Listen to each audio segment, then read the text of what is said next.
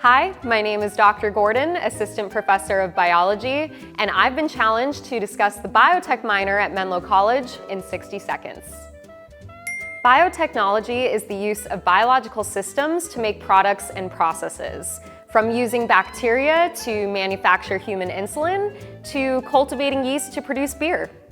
The biotechnology minor will help you develop an understanding of biotechnology concepts, techniques, and ethical considerations while building your career readiness and critical thinking skills for the workplace and for graduate school. Menlo College isn't just located in Silicon Valley. It's also part of Biotech Bay, one of the biggest biotech hubs in the world. And biotech companies today need graduates with interdisciplinary knowledge in science and business.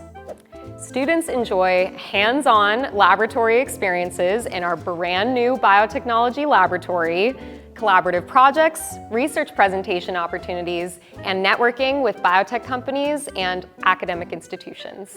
I hope to see you in one of our biotechnology courses at Menlo College.